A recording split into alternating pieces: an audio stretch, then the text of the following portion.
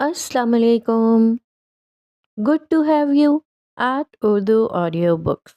حاضر خدمت ہے نور راجپوت کا ناول عنکبوت، ایپیسوڈ 68. اورنگزیب حویلی کا دفتر، جو کبھی کاروبار اور خوشحال مستقبل کے منصوبوں کا مرکز تھا، آج ایک ماتم کدہ اور سازش گاہ کا منظر پیش کر رہا تھا. فضا میں سگار کا دھواں نہیں، بلکہ ایک ناقابل بیان گھٹن اور انتقام کی بو پھیلی ہوئی تھی. جعفر عالم دیوار کے ساتھ ایک سائے کی طرح چپ چاپ کھڑا تھا.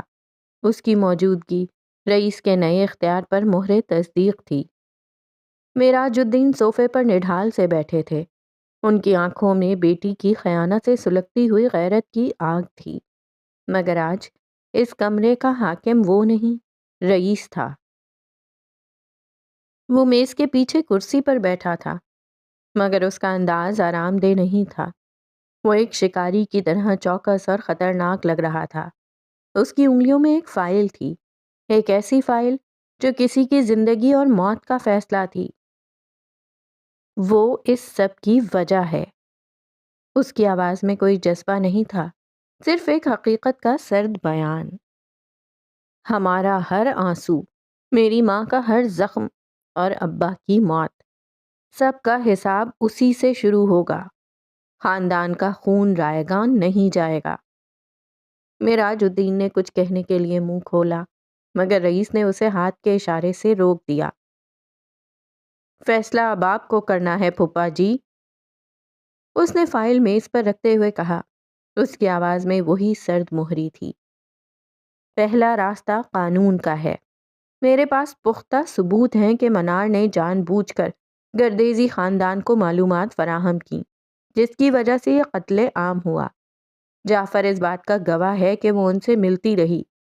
میں اسے پولیس کے حوالے کر سکتا ہوں.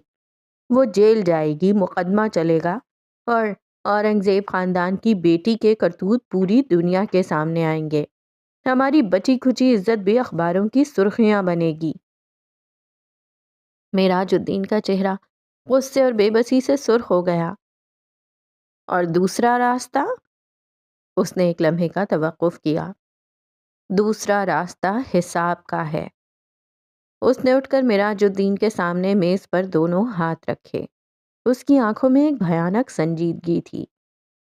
آپ اسے اپنے ہاتھوں سے اس عذاب سے آزاد کر دیں. مرے گی تو وہ دونوں صورتوں میں. ایک موت بدنامی اور رسوائی کی ہے، دوسری خاموش.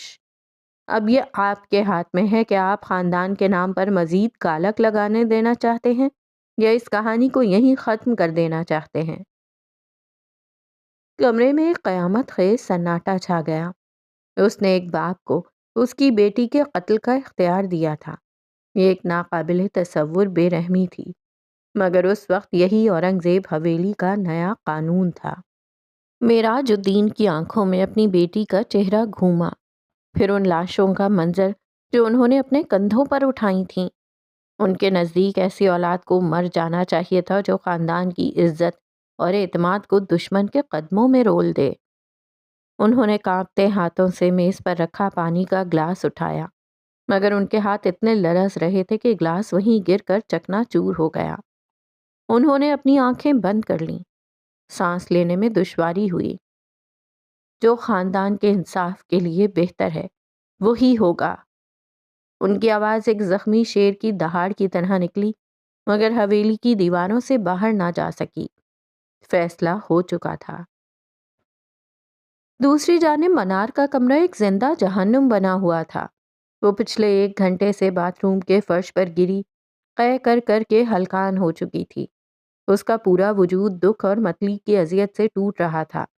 اس کا خوبصورت چہرہ زرد پڑ چکا تھا اور آنکھوں کے گرد گہرے حلقے نمایاں تھے.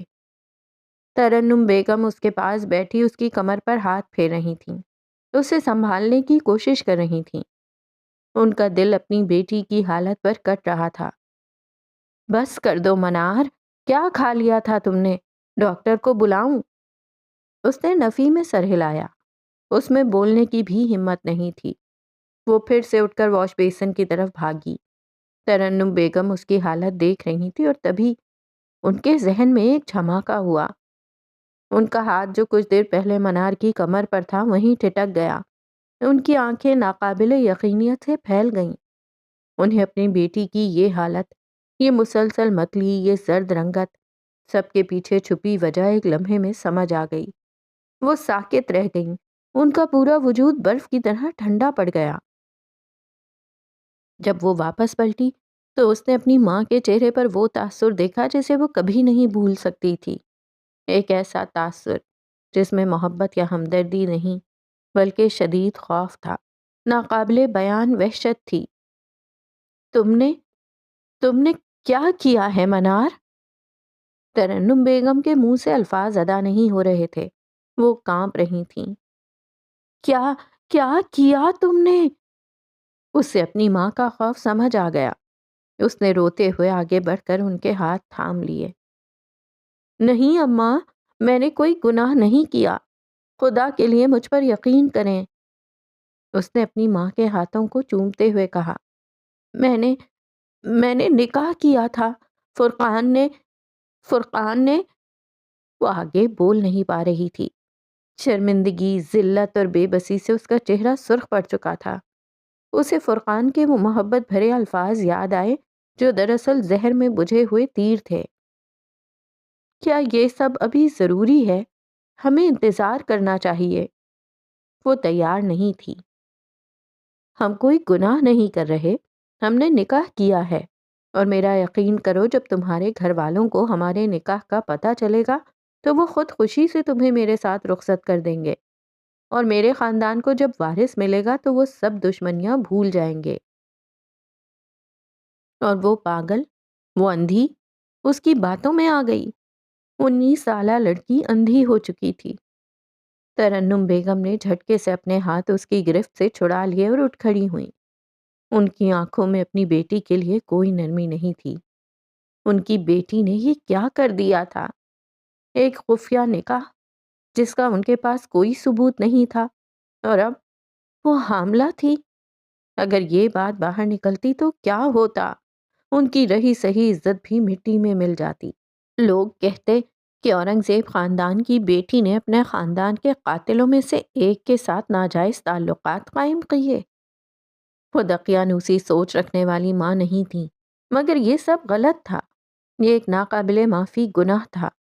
اور تب اس لمحے میں ترنم خان نے ایک فیصلہ کیا، ایک ماں کا سب سے مشکل فیصلہ۔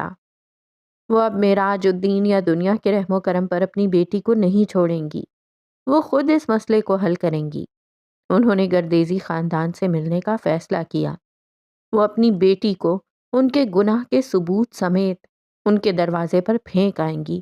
وہ اس سے سارے رشتے توڑ دیں گی، اسے آگ کر دیں گی، مگر اب اسے حویلی میں نہیں رکھا جا سکتا تھا۔ یہ خاندان کے لیے بھی زہر تھی اور خود اپنے لیے بھی۔ شام کا سایہ حویلی کی دیواروں کو آہستہ آہستہ اپنی سیاہ چادر میں لپیٹ رہا تھا۔ یہ وہ وقت تھا جب گھروں میں زندگی کی چہل پہل بڑھ جاتی ہے، مگر اس حویلی پر ایک موت کا سا سکوت طاری تھا۔ آج خلاف معمول حویلی میں گہرا سناٹا تھا۔ ملازم چھٹی پر تھے۔ بلقیس بیگم اور ترنم زرتاش کے ساتھ اسپتال میں تھیں، اس کی ٹوٹی ہوئی ہمت کو جوڑنے کی ناکام کوشش کر رہی تھیں۔ احمد اورنگزیب شہر سے باہر اپنے بکھرتے ہوئے کاروبار کو بچانے کی آخری جنگ لڑ رہے تھے۔ حویلی تقریباً خالی تھی اور اس خالی پن میں اذیت چیخ رہی تھی۔ وہ اپنے کمرے میں فرش پر بیٹھی تھی، دیوار سے ٹیک لگائے۔ ٹیلی فون کی لمبی تار وہاں تک جا رہی تھی اور وہ فون کان سے لگائے بیٹھی تھی۔ اس کا وجود ایک سفید بے داغ سوٹ میں ملبوس تھا جو اس کی حالت پر ایک المناک طنز تھا۔ وہ ایک زندہ لاش لگ رہی تھی۔ اس کے کپکپاتے ہاتھ میں ایک چھوٹی سی ڈبی تھی جس میں موت کی گولیاں تھیں۔ آج دوپہر ہی ترنم بیگم گردیزی حویلی گئی تھی اور وہاں سے انہیں جس بے عزتی اور دھتکار کے ساتھ نکالا گیا تھا، اس نے منار کے زندہ رہنے کی آخری وجہ بھی چھین لی تھی۔ انہوں نے نہ صرف منار کو اپنانے سے انکار کیا تھا بلکہ اس نکاح کو بھی ایک جھوٹ اور ایک سازش قرار دے کر اس کی ماں کو ذلیل کیا تھا۔ فرقان تو پہلے ہی ملک چھوڑ کر بھاگ چکا تھا۔ وہ مر جانا چاہتی تھی، اس ذلت سے، اس پچھتاوے سے ہمیشہ کے لیے آزاد ہو جانا چاہتی تھی۔ مگر جیسے ہی وہ ڈبی کھولتی اس کے اندر پلتا ایک نازک انجان وجود اسے روک لیتا، ایک ایسی زندگی جو ایک دھوکے کی نشانی تھی، مگر تھی تو بے قصور۔ وہ بے طرح رو رہی تھی، اس کا وجود ہچکیوں سے لرز رہا تھا۔ میری بات سنو منار، تم نے کچھ غلط نہیں کیا، تم نے نکاح کیا تھا، تم نے گناہ نہیں کیا۔ افق کی آواز ٹیلی فون سے گونج رہی تھی۔ کم از کم تم نے کسی عیسائی سے شادی نہیں کی، تمہارا جرم مجھ سے بڑا نہیں ہے، تم کسی کی سزا اس بچے کو مت دینا، اس کا کوئی قصور نہیں ہے۔ افق کی آواز پر اس کی سسکیاں تیز ہوتی جا رہی تھیں۔ اماں نے فیصلہ اس کے ہاتھ میں رکھ دیا تھا، یا وہ اس بچے کو ذلت کے ساتھ پال لے یا جان چھڑا لے۔ بچے بے قصور ہوتے ہیں، یہ اللہ کا سب سے پیارا تحفہ ہے جو ایک عورت کو ملتا ہے۔ تم اسے مارنا مت، اسے دنیا میں آنے دو، اپنے حصے کی زندگی جینے دو۔ مگر وہ زیر لب بڑبڑائی، تم پریشان مت ہو، اگر بیٹی ہوئی تو میں لے لوں گی اپنے ولی کے لیے، میں ابھی سے تم سے مانگ رہی ہوں۔ وہ شاید اپنے خاندان کی موت کے بارے میں نہیں جانتی تھی۔ دیکھو نا، میں کتنی پاگل ہوں، ہم والدین سے لڑتے ہیں کہ وہ ہماری زندگی کا فیصلہ خود کیوں کرتے ہیں، ہمیں لائف پارٹنر چننے کیوں نہیں دیتے، اور آج مجھے احساس ہو رہا ہے کہ یہ ایک فطری چیز ہے۔ میرا ولی چند مہینوں کا ہے اور دیکھو، میں نے اسے تمہاری بیٹی سے جوڑ دیا ہے، میرے اندر یہ خواہش ابھی سے جاگ اٹھی ہے۔ منار کی گھٹی گھٹی سی سسکی برآمد ہوئی۔ میں پاکستان آ پاؤں گی یا نہیں میں نہیں جانتی، لیکن میرا بیٹا ایک دن ضرور آئے گا، تمہاری بیٹی کے لیے، بس تم اسے زندہ رکھنا، سب ٹھیک ہو جائے گا۔ وہ مزید نہیں سن سکتی تھی، فون کاٹ دیا، پھوٹ پھوٹ کر رو دی، اور پھر کھٹاک، کمرے کا دروازہ ایک جھٹکے سے کھلا۔ اس نے خوفزدہ ہو کر دیکھا، سامنے جعفر عالم کھڑا تھا۔ اس کی آنکھوں میں نہ کوئی ہمدردی تھی نہ نفرت، بس ایک پتھریلا حکم تھا۔ اس سے پہلے کہ منار کچھ سمجھ پاتی، جعفر نے آگے بڑھ کر اس کا بازو کسی شکنجے کی طرح پکڑ لیا۔ اس کی کمزور سی چیخ اس کے حلق میں ہی دب گئی۔ وہ اسے گھسیٹتا ہوا کمرے سے باہر راہداریوں میں لے آیا، حویلی کے ایک پرانے تاریک اور متروک حصے کی طرف، جہاں برسوں سے کوئی نہیں گیا تھا۔ دھول اور سیلن کی بو دماغ میں گھس رہی تھی۔ اس نے منار کو ایک تاریک کمرے میں دھکیل دیا، جہاں ایک مدھم بلب جل رہا تھا۔ وہاں کمرے کے بیچ میں رئیس کھڑا تھا۔ وہ ساکت تھا، جیسے پتھر کا مجسمہ ہو۔ جعفر نے منار کو اس کے قدموں کے پاس لا کر چھوڑ دیا۔ رئیس نے ایک نظر اسے دیکھا۔ اس کی حالت ناقابل بیان حد تک خراب تھی۔ وہ زندہ دل، ہنستی مسکراتی لڑکی آج واقعی ایک زندہ لاش لگ رہی تھی۔ آنکھیں اندر کو دھسی ہوئی، چہرہ زرد اور سفید لباس اس کے کفن جیسا لگ رہا تھا۔ رئیس کو دیکھتے ہی منار میں جیسے جان آ گئی۔ یہ سب میری غلطی ہے، میری وجہ سے ہوا ہے۔ وہ گھٹنوں کے بل گر گئی۔ اس کا چہرہ آنسوؤں سے تر تھا۔ وہ ایک مجرم کی طرح سسک رہی تھی۔ میں نے ایسا کبھی نہیں چاہا تھا۔ وہ ساکت کھڑا رہا۔ اس کے چہرے پر کوئی تاثر نہیں تھا۔ منار نے اسے دھوکہ دیا تھا، ایک ایسا دھوکہ جس کی قیمت اس کے پورے خاندان نے چکائی تھی۔ مجھے مر جانا چاہیے، وہ اچانک ایک ہیجانی انداز میں چیخی۔ اس کی آواز میں پاگل پن تھا۔ صحیح کہا، پہلی بار اس کی آواز سنائی دی، برف کی طرح سرد، کانٹوں کی طرح چبھتی ہوئی۔ منار نے چونک کر چہرہ اٹھایا۔ تمہیں مر جانا چاہیے منار، تمہیں مر جانا چاہیے۔ اس نے ایک قدم آگے بڑھایا۔ اور جانتی ہو، تمہارا باپ بھی یہی چاہتا ہے۔ یہ الفاظ ایک ہتھوڑے کی طرح منار کے وجود پر برسے۔ ہاں، وہ مر جانا چاہتی تھی، مگر وہ کیسے مر جاتی؟ وہ اب اکیلی نہیں تھی۔ یہ راز اس کے سینے میں ایک اور عذاب بن کر دفن تھا۔ جعفر، رئیس نے صرف ایک لفظ کہا۔ اگلے ہی پل جعفر نے آگے بڑھ کر ایک بھاری زنگ آلود زنجیر منار کے پاؤں میں ڈال دی اور دوسری طرف دیوار میں لگے کنڈے سے باندھ دیا۔ دھات کی سردی اور وزن سے اس کی ریڑھ کی ہڈی میں ایک سنسناہٹ دوڑ گئی۔ وہ قیدی بن چکی تھی۔ وہ اسے کیسے بتاتی کہ اس کا فرقان سے کیا رشتہ تھا؟ وہ اسے کیسے بتاتی کہ اس کے ساتھ کیا کیا ہوا تھا؟ وہ کیسے کہے وہ حاملہ تھی؟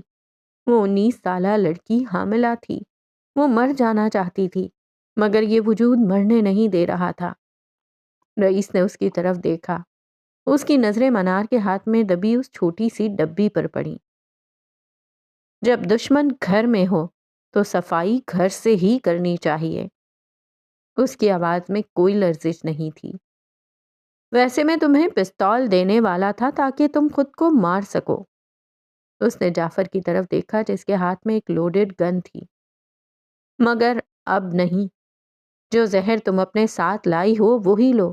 اپنے ہاتھوں سے اپنی موت چنو منار۔ منار معراج تم اسی قابل ہو۔ وہ بے طرح جل رہا تھا۔ وہ ساکت بیٹھی تھی۔ جعفر بت بنا کھڑا تھا۔ ہاں، وہ مر جانا چاہتی تھی، مگر حرام موت چننا اتنا آسان نہیں تھا۔ برہان گردیزی کے زہریلے الفاظ اس کی سماعت سے ٹکرا رہے تھے۔ استعمال شدہ چیزوں کو ہم کچرے میں پھینک دیتے ہیں۔ رئیس اس کے سامنے پنجوں کے بل بیٹھ گیا۔ ان دونوں کے چہرے ایک دوسرے کے بہت قریب تھے۔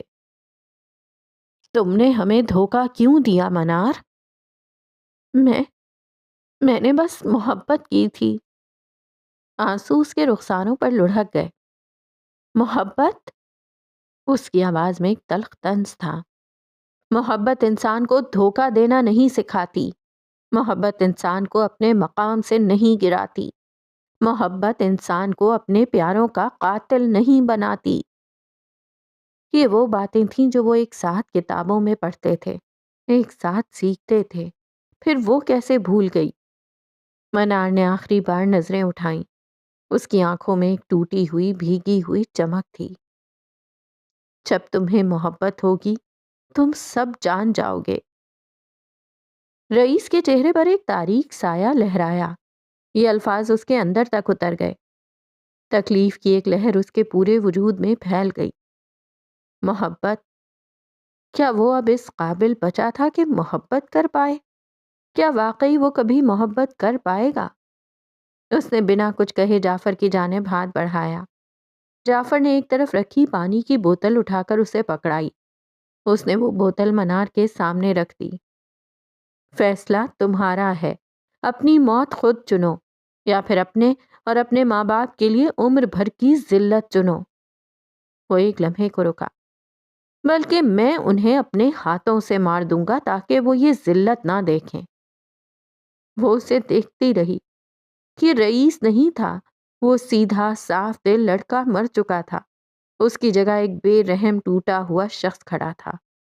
کئی لمحے اسی قیامت خیز خاموشی کی نظر ہو گئے۔ وہ اپنے ذہن میں حساب کتاب کر رہی تھی، وہ ناپ تول کر رہی تھی، اور پھر اس نے کانپتے ہاتھوں سے بوتل تھام لی۔ وہ اٹھ کھڑا ہوا۔ وہ اب دو زانو بیٹھی تھی، کپ کپاتے ہاتھوں سے زہریلی ڈبی کھول رہی تھی۔ اس کے ہاتھ بے طرح کانپ رہے تھے، آنکھیں نم تھیں، مگر آنسو خشک ہو چکے تھے۔ فرقان کے ساتھ کی گئی باتیں اس کے ذہن میں گونج رہی تھیں۔ میں نے بچوں کے نام بھی سوچ لیے ہیں۔ جب ہماری بیٹی ہوگی تو اس کا نام فجر فرقان گردیزی ہوگا۔ بیٹے کا نام تم رکھ لینا۔ پھٹ، ڈبی اس کے ہاتھ سے گری۔ آدھی گولیاں اس کی ہتھیلی میں تھیں اور آدھی نیچے فرش پر بکھر گئیں۔ ہاں، وہ مر جانا چاہتی تھی، مگر وہ مرنا نہیں چاہتی تھی۔ 2 دن سے اس نے کچھ نہیں کھایا تھا۔ جو کھاتی فوراً قے ہو جاتی تھی۔ اس کی انتڑیاں تک سوکھ گئی تھیں۔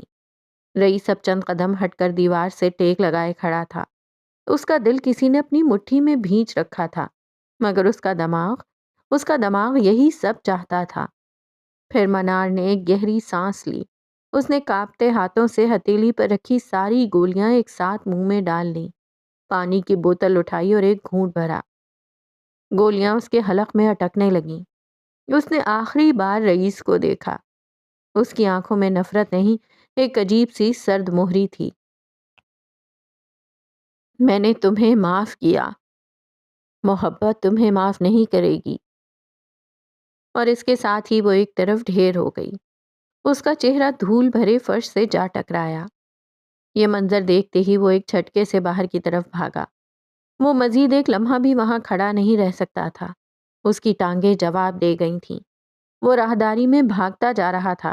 اس کے ساتھ ہی جعفر بھی باہر نکل آیا۔ اس نے کمرے کا دروازہ باہر سے بند کیا اور تالا لگا دیا۔ کمرے میں گھپ اندھیرا چھا گیا۔ وہ یوں ہی پڑی تھی، ساکت۔ اس کے ذہن کے پردے پر ان سب کی خوبصورت یادیں چل رہی تھیں۔ اس کی آنکھیں بند ہونا چاہتی تھیں۔ 1 2 3 چند لمحے اور پھر اچانک اس کے وجود کو ایک شدید جھٹکا لگا، ایک زوردار ناقابل برداشت قے، جیسے کوئی اس کی انتڑیاں تک باہر کھینچ لایا ہو۔ زہر اور پانی اس کے معدے نے قبول ہی نہیں کیا تھا، اور پھر اگلے ہی پل اس کا ذہن اندھیروں کی گہری کھائی میں ڈوبتا چلا گیا۔ رات کا وہ پہر جب وقت بھی تھک کر سو جاتا ہے، ویرانہ خود ایک ماتم کدا تھا۔ ہوا کے جھونکے درختوں سے ٹکرا کر ایک مسلسل نوحہ کر رہے تھے۔ دور افق پر اورنگزیب حویلی کے جلتے ہوئے شعلوں کا عکس بادلوں کو خونی رنگ دے رہا تھا۔ اسی ویرانے میں ایک پرانی شکستہ دیوار سے ٹیک لگائے رئیس ایک بت کی طرح ساکت بیٹھا تھا۔ وہ محض ایک جسم تھا جس کی روح کہیں دور جلتی ہوئی آگ میں بھٹک رہی تھی۔ اس کی آنکھوں میں نہ آنسو تھے نہ غصہ، صرف ایک گہرا ٹھہرا ہوا خالی پن تھا، جیسے کسی گہرے کنویں کی سطح جس میں کوئی عکس نہ ابھرتا ہو۔ ہر گزرتا لمحہ اس کے وجود پر ایک صدی کی طرح بھاری تھا۔ قریب ہی جعفر ایک چٹان کی مانند آ کر کھڑا ہو گیا تھا۔ اس کا چہرہ سپاٹ اور ناقابل فہم تھا، جیسے وہ اس کائنات میں ہونے والے ہر ظلم کا گواہ رہا ہو، اور اب اسے کسی بات پر حیرت نہیں ہوتی تھی۔ رئیس کے خشک ہونٹ ہلے۔ اس کے حلق سے جو آواز نکلی وہ ایک زخمی سرگوشی سے زیادہ کچھ نہ تھی۔ کیا وہ؟ مگر جملہ مکمل نہ ہو سکا، جیسے حلق میں کانچ کی کرچیاں چبھ رہی ہوں۔ وہ اس جواب سے خوفزدہ تھا جو اس کے مقدر پر آخری مہر ثبت کرنے والا تھا۔ جعفر نے اپنی پتھرائی ہوئی نظریں اس پر سے ہٹائے بغیر سرد اور بے رحم لہجے میں کہا، وہ مر گئی صاحب۔ یہ 3 الفاظ گولیوں کی طرح رئیس کے سینے میں نہیں، اس کی روح میں اتر گئے۔ چند لمحوں کے لیے کائنات کا ہر شور تھم گیا، ہوا رک گئی، وقت ساکت ہو گیا، اور پھر جیسے صدیوں سے ضبط کیا ہوا کوئی آتش فشاں پھٹ پڑا ہو، اس کا پتھر کا وجود ریت کی طرح بکھر گیا۔ وہ پھوٹ پھوٹ کر رونے لگا۔ یہ رونا کمزور نہیں، بھیانک تھا۔ ایک ایسے شخص کا رونا تھا جو اپنا سب کچھ ہار چکا ہو، خاص کر خود کو۔ وہ ایک جھٹکے سے آگے بڑھا اور جعفر کی ٹانگ سے لپٹ گیا۔ اس کا جسم کسی سوکھے پتے کی طرح کانپ رہا تھا۔ وہ ایک بادشاہ تھا جو لمحوں میں فقیر بن گیا تھا، ایک شکاری تھا جو خود شکار ہو گیا تھا۔ میں ایسا نہیں چاہتا تھا جعفر انکل۔ اس کی آواز اذیت، پچھتاوے اور جنون کے ایک ناقابل بیان امتزاج میں گندھی ہوئی تھی۔ میں قاتل بن گیا ہوں، میں نے اسے مار دیا۔ اس کی چیخیں اور ہچکیاں اس ویرانے کے سناٹے کو چیر رہی تھیں، جیسے کوئی زخمی بھیڑیا چاند کو دیکھ کر اپنی تکلیف کا اظہار کر رہا ہو۔ جس رئیس نے آدھا خاندان اپنے ہاتھوں سے دفناتے ہوئے ایک آنسو بھی نہیں بہایا تھا، جو اپنی ماں کی سسکیوں پر پتھر بنا رہا تھا، وہ آج ایک بے سہارا بچے کی طرح رو رہا تھا۔ ہر رات وہ آتے ہیں جعفر انکل۔ وہ کانپتے ہوئے جعفر کی ٹانگ پر اپنا سر رکھے کہہ رہا تھا، میرے ابا، بہن، بھائی، وہ سب، وہ مجھے سونے نہیں دیتے۔ وہ سوال کرتی آنکھوں سے مجھے دیکھتے ہیں، میں آنکھیں بند کرتا ہوں تو ان کے چہرے مجھے گھیر لیتے ہیں۔ اور اب منار بھی آئے گی، وہ بھی مجھے دیکھے گی۔ میں کبھی سو نہیں پاؤں گا جعفر انکل، میں نے اسے مار دیا، میں اب کبھی سو نہیں پاؤں گا۔ اس کا سر جعفر کی ٹانگ سے لگا رہا، جیسے وہ اس بے جان سہارے میں کوئی پناہ گاہ ڈھونڈ رہا تھا، مگر اسے معلوم ہو چکا تھا کہ اب اس کے لیے دنیا میں کوئی پناہ گاہ نہیں بچی تھی۔ اور ادھر اورنگزیب حویلی جل نہیں رہی تھی، وہ اپنی موت کا رقص کر رہی تھی۔ آگ کے شعلے کسی بدروح کی طرح حویلی کی دیواروں کو چاٹ رہے تھے۔ لکڑی کے چٹکنے کی آوازیں ایسی تھیں جیسے حویلی کی ہڈیاں ٹوٹ رہی ہوں۔ ہر کھڑکی سے نکلتا دھواں ایسا تھا جیسے حویلی کی آخری سانسیں نکل رہی ہوں۔ ترنم بیگم پاگلوں کی طرح چیخ رہی تھیں، ان کی آواز اپنا گلا چھیل رہی تھی۔ منار، میری بچی، مجھے اندر جانے دو، خدا کے لیے کوئی اسے باہر نکالو، مجھے اندر جانے دو۔ مگر معراج الدین نے انہیں فولادی شکنجے میں جکڑ رکھا تھا۔ ان کی آنکھوں میں آنسو نہیں تھے، ان کی آنکھوں میں وہی آگ جل رہی تھی جو سامنے حویلی کو جلا رہی تھی۔ ان کا لہجہ ٹوٹا ہوا نہیں، جلا ہوا تھا۔ نہیں، اب کچھ باقی نہیں بچا ترنم، سب ختم ہو گیا، سب کچھ۔ ان کی آواز میں ایک ایسی بے بسی تھی جو موت سے بدتر تھی۔ بلقیس بیگم دور ایک دیوار سے ٹیک لگائے کھڑی تھیں۔ ان کے سر سے چادر سرک چکی تھی اور بال ہوا میں بکھر رہے تھے۔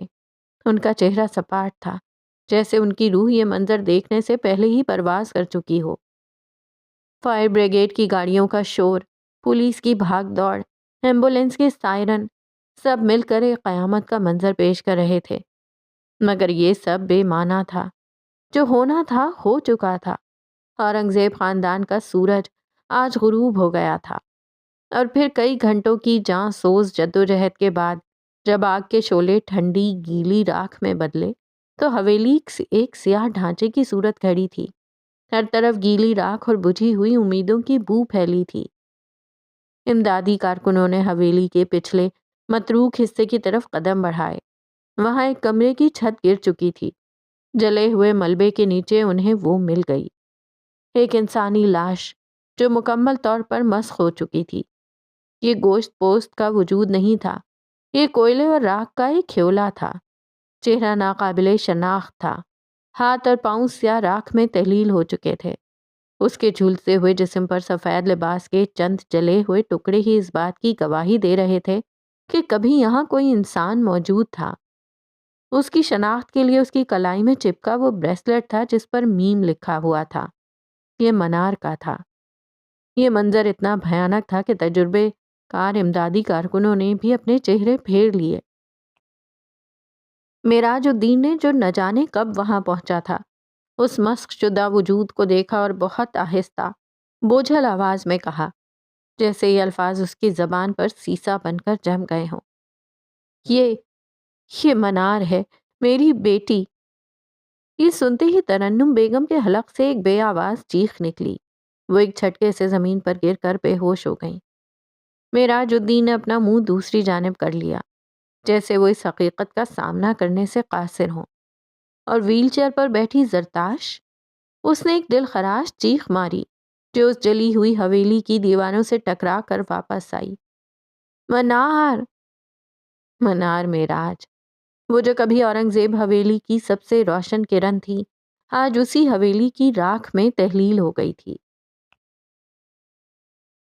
وہ اب خاموش تھا، اس کے آنسو خشک ہو چکے تھے، مگر ان کی جگہ اس کی آنکھوں میں ایک برفیلا سکوت اتر آیا تھا۔ اس کے اندر کی آگ بجھی نہیں تھی، وہ اب ایک ایسی سرد آگ میں بدل چکی تھی جو باہر سے نظر نہیں آتی، مگر اندر ہی اندر انسان کو بھسم کرتی رہتی ہے۔ میں نے اپنی سب سے قیمتی چیز کھو دی جعفر انکل، وہ مجھے بہت پسند تھی۔ وہ دھیرے سے اپنے آپ سے مخاطب ہو کر بولا، اور وہ چیز میں نے خود اپنے ہاتھوں سے توڑی۔ اس کی آواز میں پچھتاوا نہیں تھا، ایک بھیانک اقرار تھا۔ اس نے صرف منار کو نہیں، اپنے اندر کے انسان کو بھی توڑ دیا تھا۔ جعفر نے آگے بڑھ کر اس کے کندھے پر ہاتھ رکھا، شاید تسلی دینے کے لیے، مگر اس نے ایک جھٹکے سے وہ ہاتھ ہٹا دیا۔ مجھے اکیلا چھوڑ دیں۔ اس کے لہجے میں اب درخواست نہیں، حکم تھا۔ ایک ایسی سرد مہری تھی جو جعفر جیسے شخص کو بھی لرزا گئی۔ جعفر ایک قدم پیچھے ہٹا اور اندھیرے میں تحلیل ہو گیا۔ وہ اب اس ویران کمرے میں اکیلا تھا، بالکل اکیلا، جہاں رات کی وحشتناک خاموشی اور اس کے ضمیر کی ابدی چیخیں ایک ساتھ گونج رہی تھیں۔ کہیں دور آسمان پر بادل گرجے، ایک زوردار گڑگڑاہٹ، جیسے آسمان نے بھی اس فیصلے پر مہر لگا دی ہو۔ منار معراج مر چکی تھی، مگر اس کی موت رئیس کی زندگی کی سب سے طویل، سب سے تاریک قید بن چکی تھی۔ منار معراج کا برا سایہ آج سے اس پر قبضہ کرنے والا تھا۔ ورق کے پنے تیزی سے پلٹے اور کہانی حال میں واپس لوٹ آئی۔ رات کے سیاہ مخمل پر گاڑی یوں رواں تھی جیسے کوئی خوابیدہ خیال ہو۔ باہر شہر کی روشنیاں دھندلے نقوش کی طرح پیچھے بھاگ رہی تھیں، مگر فجر کی دنیا گاڑی کے اندر اس ایک وجود پر آ کر ٹھہر گئی تھی۔ وہ ساتھ والی نشست پر بیٹھی، اپنے گرد گہرے رنگ کی وہی شال لپیٹے، اپنی ٹھوڑی ہتیلی پر ٹکائے بس اسے دیکھے جا رہی تھی۔ وہ اسٹیئرنگ وہیل پر ہاتھ جمائے پوری توجہ سے گاڑی چلا رہا تھا۔ سڑک کی مدھم روشنی جب وقفے وقفے سے اس کے چہرے پر پڑتی تو اس کی سنجیدہ پروفائل، اس کی کتھئی آنکھوں کی گہرائی اور اس کے ہونٹوں پر ٹھہری خاموشی فجر اپنے اندر جذب کر لیتی۔ یہ وہی شخص تھا جس کے لیے اس کا دل اتنی شدت سے دھڑکا تھا، جس کے جانے کے خیال نے اس کی روح فنا کر دی تھی۔ اب وہ اس کے پاس تھا، اور یہ احساس اتنا مکمل تھا کہ فجر کو اپنے وجود کا ہر ذرہ پرسکون ہوتا محسوس ہو رہا تھا۔ جب اس کی مسلسل نظروں کی تپش اسے محسوس ہوئی تو اس نے نگاہیں سڑک پر ہی مرکوز رکھتے ہوئے دھیمے شرارتی لہجے میں کہا، ایسے مت دیکھیں بیگم، ایکسیڈنٹ ہو جائے گا۔ اس کی آواز کی کھنک پر وہ بے ساختہ ہنس دی، وہ ہنسی جو آنسوؤں سے بھیگی ہوئی تھی، مگر اس میں اب اذیت نہیں، سکون تھا۔ اس کی پلکیں اب بھی نم تھیں۔ تم نے کہا تھا تم میرا انتظار کر رہے تھے؟ اس نے کچھ دیر بعد سرگوشی کی۔ اگر میں نہ آتی تو؟ مجھے یقین تھا تم آؤ گی۔ اس کے لہجے میں کوئی شک نہ تھا، بس ایک ٹھہرا ہوا غیر متزلزل ایمان تھا۔ نہ آتی تو؟ اس نے ضد کی۔ اسے اس یقین کی بنیاد جاننی تھی۔ ایسا ہو ہی نہیں سکتا تھا۔ اس نے نفی میں سر ہلایا۔ تمہیں اتنا یقین کیوں تھا؟ اس بار ولی نے ایک لمحے کے لیے رخ موڑ کر اسے دیکھا۔ اس کی آنکھوں میں ایک ایسی گہرائی تھی جس نے فجر کو ساکت کر دیا۔ پھر اس نے دوبارہ سامنے دیکھتے ہوئے جواب دیا، تم میرا مقدر ہو فجر، اور اللہ کسی ایک کا رزق دوسرے کو نہیں دیتا۔ اس کے الفاظ فجر کے دل میں تیر کی طرح نہیں، ایک ٹھنڈی میٹھی پھوار کی طرح اترے۔ وہ ساکت رہ گئی۔ اس ایک جملے نے اس کے سارے شکوے، سارے خوف بہا دیے تھے۔ گاڑی اب رئیس مینشن کے بلند و بالا گیٹ کے سامنے کھڑی تھی۔ سفید محل خوابوں جیسا حسین، مگر اس وقت ان کے لیے کسی امتحان گاہ سے کم نہ تھا۔ اور کوئی سوال؟ اس نے فجر کی طرف رخ کرتے ہوئے نرمی سے پوچھا۔ بہت سارے ہیں، اس نے اپنی سوچوں سے نکلتے ہوئے کہا۔ بعد میں پوچھوں گی، وہ بس اتنا ہی کہہ پائی۔ خودکار گیٹ ایک بے آواز ترتیب سے کھلتے چلے گئے اور گاڑی اندر داخل ہو گئی۔ کچھ دیر بعد وہ لمبی روشن روش پر چلتے ہوئے اندر کی جانب بڑھ رہے تھے۔ فجر کا دل کسی پرندے کی طرح پسلیوں میں پھڑپھڑا رہا تھا۔ ایک انجانا خوف اس کی ٹانگوں کو بے جان کر رہا تھا۔ یہ محسوس کرتے ہوئے ولی نے مضبوطی سے اس کا ہاتھ اپنے ہاتھ میں تھام لیا۔ اس کا لمس ایک وعدہ تھا، ایک ڈھارس تھی کہ وہ اکیلی نہیں ہے۔ وہ ڈرائنگ روم عبور کرتے ہوئے سفید براق ماربل پر پاؤں دھرتے لاؤنج میں داخل ہوئے۔ لاؤنج میں کام کا ماحول تھا۔ عروضہ اور مراد صوفوں پر بیٹھے لیپ ٹاپس اور فائلوں میں الجھے ہوئے تھے۔ رئیس ان کے سامنے کھڑا کسی کاروباری معاملے پر ہدایات دے رہا تھا کہ ان کی نظر داخلی راستے پر پڑی اور وہ ٹھٹک گئے۔ اس کی گفتگو وہیں رک گئی۔ اس کے پیچھے عروضہ اور مراد نے بھی سر اٹھایا۔ منظر ساکت ہو گیا۔ فجر اور ولی ہاتھ میں ہاتھ ڈالے قدم بقدم ان کی جانب بڑھ رہے تھے۔ ولی کا چہرہ پرعزم تھا، مگر فجر کی آنکھوں میں ایک خوف کی پرچھائی تھی۔ رئیس کا چہرہ غصے کی شدت سے سرخ پڑ گیا۔ عروضہ کی آنکھوں میں ولی کو یوں فجر کے ساتھ دیکھ کر ایک واضح درد ابھرا، جبکہ مراد کے چہرے پر شدید حیرانی کے تاثرات تھے۔ اسے یہاں کیوں لائے ہو؟ اس کی کڑک دار گرجتی ہوئی آواز نے لاؤنج کی خاموشی کو توڑا۔ سوال ولی سے تھا مگر نظریں فجر پر تھیں، جیسے وہ کوئی ناقابل قبول ناپسندیدہ شے ہو۔ اس سے پہلے کہ ولی کچھ کہتا، فجر نے اس کا ہاتھ ہلکے سے دبایا، اسے چپ رہنے کا اشارہ کرتے ہوئے ایک قدم آگے بڑھایا۔ اس نے اپنی نظریں سیدھی رئیس کی آنکھوں میں مرکوز کی۔ اس کی آواز میں اب خوف نہیں، ایک اٹل فیصلہ تھا۔ آپ نے کہا تھا مجھے اپنی پہچان چننی چاہیے۔ اس نے ایک لمحے کا وقفہ لیا اور پورے اعتماد سے اپنا جملہ مکمل کیا۔ میں نے اپنی پہچان چن لی ہے بگ بی۔ اس کا جواب ایک اعلان تھا، ایک بغاوت تھی، اس سفید محل کی پرسکون دیواروں سے ٹکراتی ہوئی ایک گونج جس نے وہاں موجود ہر شخص کو ساکت کر دیا تھا۔ اس کا جملہ لاؤنج کی بھاری فضا میں ایک چیلنج کی طرح معلق رہ گیا۔ خاموشی اتنی گہری تھی کہ جیسے وقت تھم گیا ہو۔ رئیس کے چہرے پر ابھرنے والا غصہ شدید ایک لمحے میں سرد مہلک سکوت میں بدل گیا۔ اس کی آنکھوں کی آگ بجھی نہیں تھی، بلکہ ایک ایسے نقطے پر مرکوز ہو گئی تھی جو کسی بھی لمحے بھڑک کر سب کچھ جلا سکتا تھا۔ اس نے فجر کو نظر انداز کیا، جیسے اس کا وجود اس قابل ہی نہ ہو کہ اسے مخاطب کیا جائے۔ اس کی تمام تر توجہ ولی پر تھی۔ ولی، ان کی آواز پرسکون تھی، مگر اس پرسکون سطح کے نیچے لاوا پک رہا تھا۔ اسے یہاں سے لے جاؤ۔ یہ حکم تھا، ایک ناقابل تردید حکم۔ ولی نے ایک قدم آگے بڑھ کر فجر کا ہاتھ تھام لیا۔ یہ ایک اعلان تھا، اس کا یہ عمل رئیس کے ضبط کی آخری حد کو چھو گیا۔ درخواست کر رہے ہیں تو معذرت خواہ ہوں، حکم دے رہے ہیں تو افسوس کروں گا۔ احکامات اس کی کمزوری تھے، دھجیاں اڑانا اس کی عادت۔ میں اپنی بیوی کو نہیں چھوڑ سکتا، آپ کو ہمیں اپنانا ہوگا۔ یہ ہمارا خاندان نہیں ہے، رئیس نے دو ٹوک کاٹ دار لہجے میں کہا۔ یہاں دشمنوں کی کوئی جگہ نہیں، اسے لے جاؤ اور اس گھر میں دوبارہ قدم مت رکھنا جب تک یہ تمہارے ساتھ ہے۔ ہر لفظ ایک پتھر کی طرح تھا جو وہ ان دونوں پر برسا رہے تھے۔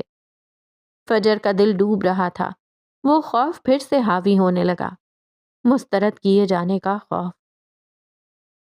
میں اسے نہیں چھوڑ سکتا۔ اس کی آواز بلند نہیں تھی، مگر اس میں چٹان جیسی مضبوطی تھی۔ کیوں نہیں چھوڑ سکتے؟ ایک عورت ہی تو ہے، ایک عام عورت۔ وہ عام عورت جس پر وہ خود سلطنت لٹا سکتا تھا۔ عام عورت نہیں بگ بی، یہ میرا سرمایہ ہے، میں نے بہت مشکل سے کمایا ہے۔ یہ رئیس کی اپنی زبان تھی، کاروبار کی زبان، نفع نقصان کی زبان۔ ولی نے اسی زبان میں جواب دے کر اسے ساکت کر دیا۔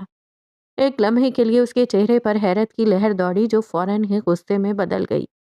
اس نے اپنی زندگی میں کبھی ایسی کھلی بغاوت نہیں دیکھی تھی، اور وہ بھی اس سے جسے اس نے اپنا سب کچھ دیا تھا۔ اس سے پہلے کہ رئیس کچھ اور کہتا، فجر ولی کے پہلو سے آگے آئی۔ اس کی آنکھیں نم تھیں مگر قدم ثابت تھے۔ پلیز مجھے قبول کر لیں، مجھے ہمارے گھر سے نہ نکالیں، میں آپ کو کبھی شکایت کا موقع نہیں دوں گی۔ یہ سنتے ہی عروضہ اور مراد اٹھ کھڑے ہوئے۔ وہ مزید یہاں نہیں ٹھہر سکتے تھے، خاص طور پر عروضہ۔ وہ مراد کے ہمراہ باہر نکل گئی۔ اب اس وسیع و عریض لاؤنج میں صرف 3 وجود باقی تھے، ایک بادشاہ اور 2 باغی۔ ان کے جانے سے ماحول کی دہشت مزید بڑھ گئی۔ رئیس نے ایک قدم آگے بڑھایا، وہ فجر کے بالکل قریب آ گیا۔ اس کی آنکھوں میں اب کوئی جذبہ نہیں تھا، صرف ایک بے رحم حقیقت تھی۔ تمہیں کیا لگتا ہے؟ اس کی آواز زہر میں بجھی ہوئی تھی۔ تمہارے آنسو تمہاری بہن کے گناہوں کو دھو ڈالیں گے؟ یہ رئیس مینشن ہے فجر معراج، یہاں اصولوں پر سودے بازی نہیں ہوتی، اور میرا اصول یہ ہے کہ میں سانپ کو اپنے گھر میں دودھ نہیں پلاتا۔ فجر نے بے یقینی سے اسے دیکھا۔ میں سانپ نہیں ہوں، وہ حالے سے بڑبڑائی، جبکہ رئیس اس سے رخ موڑ کر ولی کی طرف متوجہ ہوا۔ اس کا لہجہ اب مایوسی اور اذیت میں گندھا ہوا تھا۔ اور تم؟ اس نے ولی کی طرف انگلی اٹھائی۔ تمہیں میں نے اپنا نام دیا، اپنی پہچان دی، اورنگزیب نام کی طاقت دی تاکہ تم سر اٹھا کر جی سکو، اور تم نے کیا کیا؟ تم نے اسی دشمن کو میرے سامنے لا کھڑا کیا جس سے مجھے نفرت ہے۔ ولی خاموش کھڑا تھا، اس کا چہرہ ہر جذبے سے عاری تھا، مگر اس کی آنکھیں اس اندرونی جنگ کی گواہی دے رہی تھی جو وہ لڑ رہا تھا۔ رئیس کی آواز اب بلند ہو رہی تھی، اس میں سالوں کا مان، محبت اور اب کی تکلیف شدید شامل تھی۔ میں نے سوچا تھا تم میری میراث ہو، میرا فخر ہو، مگر تم تو آخر کار افق کی اولاد ہی نکلے، بے وفا، دھوکے باز۔ یہ آخری جملہ ایک بم کی طرح گرا۔ یہ صرف ایک الزام نہیں تھا، یہ اس کے پورے وجود کی نفی تھی۔ یہ اسے بتانے کے مترادف تھا کہ وہ اس کا حصہ نہیں، اس خاندان کا حصہ نہیں، اس کی ماں دھوکے باز تھی، کہ وہ ایک گہرا زخم تھا جو رئیس اسے دے سکتا تھا۔ میں بے وفا نہیں ہوں بگ بی، میں نے کوئی دھوکہ نہیں دیا، وہ ضبط کیے لہجے میں بولا۔ اچھا، رئیس استہزائیہ کہتے اس کی جانب بڑھا۔ اس نے عین سامنے کھڑے ہوتے ولی کو گہری نظروں سے دیکھا اور پھر اسے گدی سے پکڑ کر اس کا چہرہ قریب کیا۔ تو پھر ثابت کرو، میرا حکم مانو، محبت کے سامنے نہیں، میرے سامنے جھکو ولی، ثابت کرو۔ وہ ضبط کے آخری مراحل میں تھا، جبکہ ولی یوں ہی ساکت کھڑا تھا۔ پھر اس کی آواز سنائی دی، میں برداشت کرتا ہوں، چپ رہتا ہوں، زخم کھاتا ہوں، ساتھ نبھاتا ہوں، معاف بھی کر دیتا ہوں، مگر میں جھکتا نہیں۔ میں ولی ہوں، میں کسی فریب کے آگے، کسی طاقت کے سامنے نہیں جھکتا۔ میری پیشانی صرف اس کے حضور جھکتی ہے جس نے میرے دل کو حوصلہ دیا۔ اس کے الفاظ کسی بھی قسم کے خوف اور وحشت سے پاک تھے۔ چند لمحے یوں ہی گزر گئے اور پھر رئیس نے اسے ایک جھٹکے سے چھوڑ دیا۔ اب وہ چند قدم پیچھے کھڑا تھا، دونوں کو ایک نظر دیکھا اور پھر ہنس دیا۔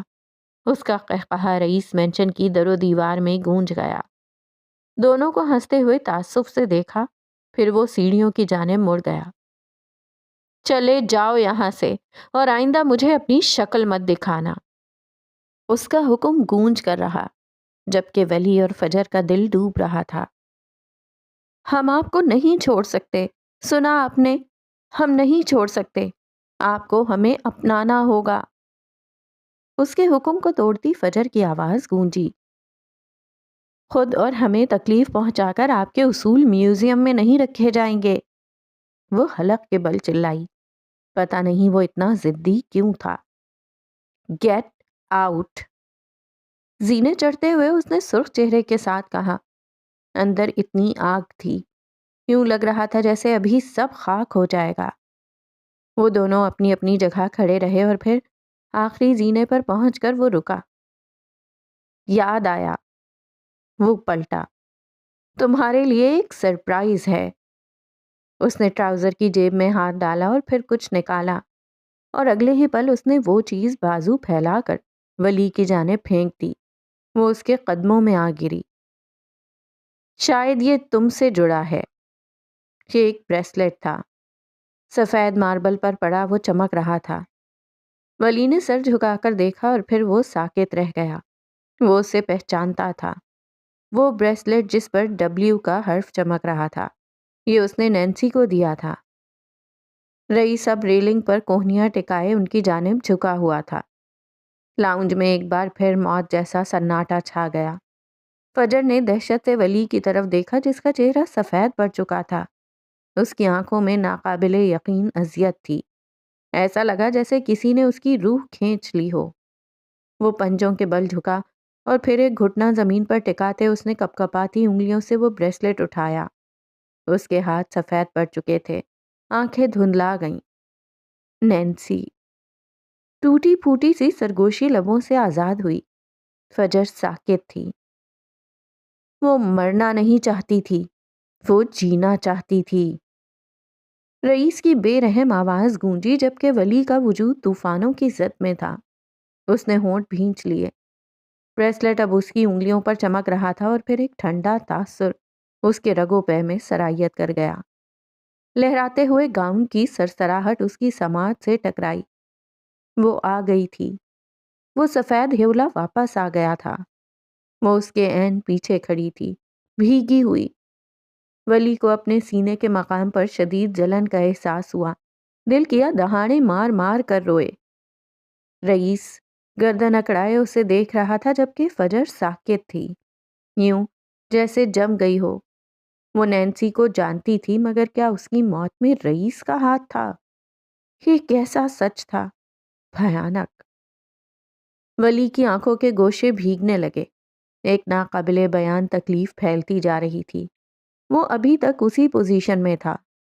فجر بے ساختہ اس کی جانب بڑھی اور پھر گھٹنے فرش پر ٹکاتے اسے بازو سے تھام لیا۔ ولی کا وجود ہولے ہولے لرز رہا تھا۔ کیا دنیا میں اس سے بڑا کوئی بد نصیب تھا؟ اس کی زندگی کی دو اہم عورتوں کو اس کے زندگی کے دو اہم مردوں نے مرنے پر مجبور کر دیا تھا۔ ایک عورت افق اورنگزیب تھی، دوسری عورت نینسی جیسن تھی۔ ایک مرد جوزف پیٹرسن تھا، دوسرا مرد رئیس اورنگزیب تھا۔ بدلے کی اس کہانی میں اس کا کیا قصور تھا؟ اس لڑکے کا کیا قصور تھا جس سے اس کے اپنوں کو چھین لیا گیا؟ کیا قصور تھا اس کا؟ اس نے زبان دانتوں تلے دباتے اپنی گھٹن زدہ چیخ کو روکا۔ رئیس دیکھ رہا تھا۔ وہ جانتا تھا کہ وہ اب سر اٹھائے گا اور کچھ کہے گا، کچھ ایسا جو اسے ولی سے نفرت کرنے پر مجبور کرے گا، مگر اس نے آستین سے اپنی آنکھیں پوچھ ڈالیں۔ اپنے ساتھ لگی بیٹھی فجر کو تھاما اور اٹھ کھڑا ہوا۔ بنا رئیس کی جانب دیکھے وہ اسے لیے خارجی دروازے کی جانب بڑھ رہا تھا۔ یہ غیر متوقع تھا۔ رئیس کی بھویں سکڑ گئیں۔ بزدل ہو یا بہادر، جو بنا کچھ کہے سنے جا رہے ہو؟ جاننا نہیں چاہو گے وہ کیسے مری تھی؟ ان کے عقب میں بدی بادشاہ کی آواز گونجی۔ وہ ٹھہر گیا۔ کئی لمحے یوں ہی گزر گئے، پھر پلٹ کر دیکھا۔ اس نے نظریں اٹھائیں اور بلندیوں پر کھڑے اس شخص کو دیکھا جو کسی زمینی خدا سے کم نہیں لگ رہا تھا۔ میں جانتا تھا۔ اس کے تین الفاظ اور وقت جیسے ساکت ہو گیا۔ بہت پہلے سے جانتا تھا۔ وہ اب ہاتھ میں پکڑے بریسلٹ کو دیکھ رہا تھا۔ چہرہ سرخ تھا، جبکہ حلق میں اذیت کا گولا سا اٹک گیا تھا۔ رئیس تو جیسے اپنی جگہ جم گیا۔ وہ سرپرائز دینا چاہتا تھا، مگر اب خود سرپرائزڈ لگ رہا تھا۔ ایسا نہیں ہے کہ آپ سے نفرت کرنے کا دل نہیں کرتا، مگر اس کی نظریں ابھی بھی بریسلٹ پر جمی تھیں۔ موم کی بات یاد آ جاتی ہے۔ اس کے گلے میں گلٹی ڈوب کر ابھری۔ یاد رکھنا، جو اپنوں کو چھوڑ دے وہ اپنا پروردگار بھول چکا ہے۔ اس نے افق کے الفاظ دہرائے، پھر نظریں اٹھا کر رئیس کو دیکھا جو زلزلوں کی زد میں ہونے کے باوجود یوں ہی گردن اکڑائے کھڑا تھا۔ میں آپ کو چھوڑنا نہیں چاہتا بگ بی، میں آپ کو کھونا نہیں چاہتا، اس نے بھرائی ہوئے لہجے میں کہا اور فجر کا ہاتھ تھامے تیز تیز قدم اٹھاتا دور ہوتا چلا گیا۔ چوبی دروازہ کھلا اور بند ہو گیا۔ بلندیوں پر کھڑے شخص کے اعصاب چٹک اٹھے۔ ڈھیروں بوجھ کندھوں پر آ گرا۔ اس نے گہری سانس لے کر سینے میں اٹھتی جلن کو دبایا اور پلٹا۔ زرتاش اپنی ویل چیئر پر اس کے عین پیچھے کھڑی تھی۔ ایک لمحے کو دونوں کی نظریں ٹکرائیں۔ زرتاش کی آنکھوں میں نفرت ہی نفرت تھی، جبکہ رئیس کی آنکھیں شکووں سے لبریز بے بسی سے بھیگیں، کچھ کہنے کے لیے بے قرار، مگر پھر بھی چپ تھیں۔ ان میں وہ سارے دکھ تیر رہے تھے جو برسوں سے انکہے تھے، منار کے لیے، فجر کے لیے، ولی کے لیے اور شاید خود اپنے لیے بھی۔ ان آنکھوں میں اقتدار کی تھکن تھی، فیصلوں کا بوجھ اور ایک خالی پن، جیسے وہ ساری دنیا کا مالک ہو کر بھی کچھ نہ رکھ سکا ہو۔ وہ جا چکا تھا۔ لمحے بھر کو زرتاش اپنی جگہ وہیں ساکت کھڑی رہی، ویل چیئر کے ہینڈل پر گرفت سخت، جیسے انگلیوں سے کچھ کچل دینا چاہتی ہو۔ اس کی آنکھوں میں اب بھی وہی پرانی نفرت تھی، جلتی ہوئی، بھاپ دیتی ہوئی، مگر اب اور بھی پختہ اور بھی گہری۔ پھر اس نے آہستہ سے اپنی چیئر گھمائی اور لمبے خاموش راہداریوں سے گزرتے اپنے کمرے کی سمت روانہ ہو گئی۔ ہر پہیہ جیسے زمین پر کوئی فیصلہ لکھ رہا تھا۔ کمرے میں پہنچ کر اس نے دروازہ بند کیا، پھر ٹھہر کر اسے اندر سے لاک کر دیا۔ اس خاموشی میں تالا لگنے کی آواز کسی اعلان کی طرح تھی کہ اب یہ کمرہ، یہ عورت اور یہ لمحہ سب کچھ ایک جنگی مشن کی طرح محفوظ کر لیا گیا تھا۔ بیڈ پر رکھے ٹیبلٹ کی اسکرین روشن ہوئی، جیسے کسی راز کا دروازہ کھلنے لگا ہو۔ چند لمحوں کی انگلیوں کی حرکت کے بعد ویڈیو کال کا آئیکن جگمگایا اور پھر وہ لرزتی سی اسکرین اچانک مستحکم ہو گئی۔ دوسری طرف ایک چہرہ ابھرا، گھنگریالے بالوں والی عورت، جیسے کوئی بیابان میں رقص کرتی آگ ہو۔ زرتاش کی آواز میں سرد موسم کی ٹھنڈک اتر آئی۔ رئیس نے آج ولی کو بھی نکال دیا۔ وہ یوں بولی جیسے کسی ندی کا آخری قطرہ پتھر پر گرا ہو۔ اسکرین کے دوسری جانب منار کے لبوں پر ایک مدھم سا تبسم ابھرا۔ آواز صبر سے لدی ہوئی مگر اس کے اندر ایک خفیہ خنجر تھا۔ دھیرے دھیرے اسے سب چھوڑ جائیں گے۔ زرتاش کا ضبط ٹوٹنے کے قریب تھا۔ اس کی آنکھیں سرخ ہو چکی تھیں۔ آواز تھرا گئی۔ اور کتنا وقت لگے گا منار؟ میں جب انہیں دیکھتی ہوں میرا خون کھولنے لگتا ہے۔ احمد کا چہرہ میری آنکھوں کے سامنے گھومتا ہے۔ مجھے احمد کا بدلہ لینا ہے۔ میں چاہتی ہوں رئیس اورنگزیب تڑپے، بہت زیادہ تڑپے، اسے اپنے گناہوں کا احساس ہو۔ منار خاموش رہی۔ اس کی آنکھوں میں ایک الگ ہی روشنی تھی، ایسی روشنی جو شعلے سے کم اور بجلی سے زیادہ تھی۔ وہ کچھ نہ بولی مگر اس کی خاموشی ہی سب کچھ کہہ رہی تھی۔ تبصرہ صرف فضا نے کیا، دیوار کی گھڑی کی ٹک ٹک جو گویا کہہ رہی تھی، اب وقت رئیس کا نہیں، تمہارا ہے۔ کمرے میں روشنی مدھم پڑتی جا رہی تھی مگر منار کی آنکھوں کی چمک بڑھتی جا رہی تھی۔ جس شخص نے اپنی جنگ میں کبھی عورتوں کو نہیں گھسیٹا تھا، اس کی تباہی میں سب سے بڑا ہاتھ اس کی اپنی عورتوں کا تھا۔ نومبر کی اس سرد رات نے شہر کو اپنی لپیٹ میں لے رکھا تھا۔ گہری سیاہی میں ڈوبی سڑکیں اور بلند و بالا عمارتوں پر چمکتی مدھم لائٹس جیسے کسی خاموش کہانی کا حصہ ہوں۔ مگر شہر کے مہنگے ترین اسپتال کے کمرہ نمبر 709 میں ایک اور ہی کہانی لکھی جا رہی تھی۔ رات کی سیاہی کا عکس شیشے کی بڑی کھڑکی سے کمرے میں داخل ہو رہا تھا اور اندر کی مصنوعی روشنی سے مل کر ایک عجیب سا اندھیرا پھیلا رہا تھا۔ روحی کا جسم بستر پر بے جان پڑا تھا۔ اس کے چہرے پر پڑنے والی روشنی اس کے گالوں کے گڑھوں اور آنکھوں کے نیچے سیاہ حلقوں کو مزید گہرا کر رہی تھی۔ وہ بچی جو مکڑیوں کی شوقین تھی، آج اسی کی طرح اپنے جال میں قید تھی۔ اس کے بستر کے قریب میز پر ایک چھوٹا سا شیشے کا جار رکھا تھا جس میں ایک مکڑی نے اپنا جال بن رکھا تھا۔ وہ گھنٹوں اسے دیکھتی رہتی، اس کے تاریک وجود میں ایک عجیب سی راحت تلاش کرتی، کیونکہ وہ بھی اسی کی طرح تنہا اور قید تھی۔ صفدر اس کے قریب کرسی پر بیٹھا اس کا سرد ہاتھ تھامے ہوئے تھا۔